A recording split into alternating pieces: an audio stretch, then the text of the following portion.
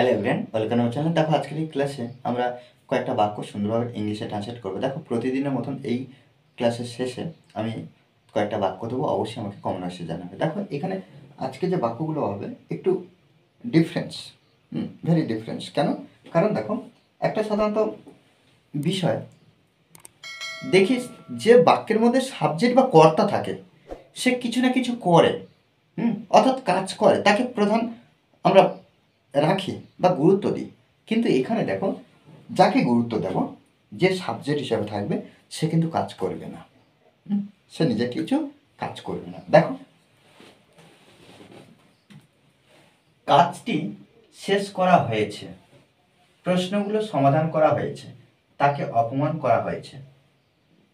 তোমাকে প্রশ্নগুলো সমাধান করতে আদেশ করা হয়েছে, তাকে কিছু টাকা দিতে বলা হয়েছে। দেখো এখানে তাকে অপমান করা হয়েছে কোন বিষয়ের উপরে? এখানে বলছি অপমান করা হয়েছে। এখানে দেখো, এই যে অপমান করা হয়েছে, এটা কিন্তু ক্রিয়া। এটা ক্রিয়া বা এটা ভার্ব। কাকে করা হয়েছে? তাকে করা হয়েছে। অর্থাৎ বাক্যের প্রথমে আমরা যে তাকে এটা ব্যবহার করব, এ কি নিজে নিজে নিজেকে অপমান করেছে? না, তাকে অপমান করা হয়েছে, কেউ না কেউ করেছে। এই যে কেউ না কেউ করেছে, এ কিন্তু সাবজেক্ট, এটা কিন্তু সাবজেক্ট নয়, এটা অবজেক্ট বা এখানে কর্মকে আমরা সাবজেক্ট রূপে ব্যবহার করব। নিজে না কাজ করছে। দেখো কাজটি শেষ করা হয়েছে, তাহলে এখানে দেখো দ্য ওয়ার্ক কাজটি শেষ করা হয়েছে। আর সবসময় মনে রাখতে হবে যে যখন একটা বাক্যের মধ্যে সাবজেক্টকে গুরুত্ব দেওয়া হবে না বা সাবজেক্ট কাজ করবে না, তখন আমরা কি করব? ভার্বের V3 বসাবো, past participle of the main ভার্বের 3 নম্বর অংশ। যেমন কি এখানে দেখো দ্য ওয়ার্ক, আর যখন এই ধরনের বিষয় যখন হবে, অর্থাৎ কাজটি করা হয়েছে এরকম বিষয়, তখন আমরা হ্যাভ বিন অথবা হ্যাজ বিন ব্যবহার করবো। দেখো স্ট্রাকচারটা কি? Subject V3। যেমন V3 কি? আমরা ভার্বের যে লিস্ট আমরা দেখতে পাই, V1, V2 R V3। Do, did, ডান। আর এখানে আমরা সবসময় কি করব? V3 ব্যবহার করব। যেমন কি দ্য ওয়ার্ক, কাজটি শেষ করা হয়েছে, তাহলে এখানে আমরা একটা কাজের কথা বলা হচ্ছে, আমরা তাহলে হ্যাজ ব্যবহার করব, হ্যাজ বিন। বিন শেষ করা, কমপ্লিট থেকে আমরা কি করব? Completed. The work has been completed. Okay, the work has been completed, কাজটি শেষ করা হয়েছে, প্রশ্নগুলো সমাধান করা হয়েছে। দেখো প্রশ্নগুলো,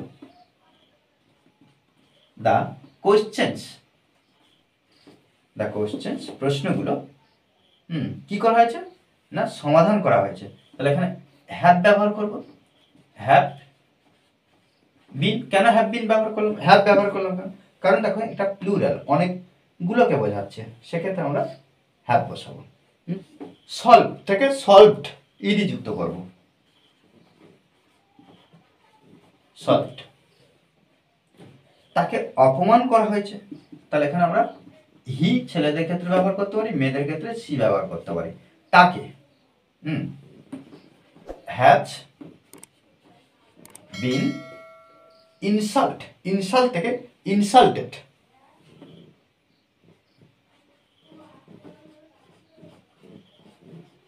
ওকে,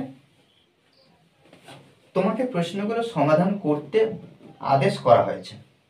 দেখো এই যে তোমাকে, এটাই আমরা ফার্স্ট টাইম বসাবো,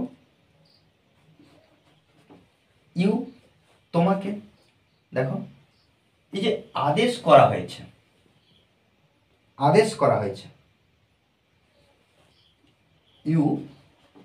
ইউটা হলো সেকেন্ড পার্সন, ওই জন্য আমরা হ্যাভ ব্যবহার করব। ইউ হ্যাভ বিন অর্ডারড, আদেশ করা, অর্ডারড। তাহলে ইউ হ্যাভ বিন অর্ডারড, তোমাকে আদেশ করা হয়েছে। কেন? কারণ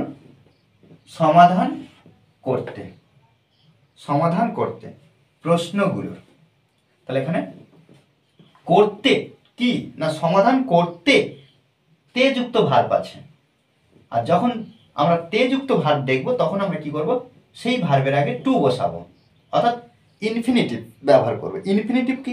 খেলা, প্লে মানে খেলা, টু প্লে খেলতে, গো টু গো যেতে, ইট টু ইট খেতে, ডু করা, টু ডু করতে। দেখো এই ইনফিনিটিভগুলো ব্যবহার করো। তাহলে টু সলভ, টু সলভ প্রশ্নগুলো, তাহলে এখানে আমরা দ্য কোশ্চেন্স, ওকে।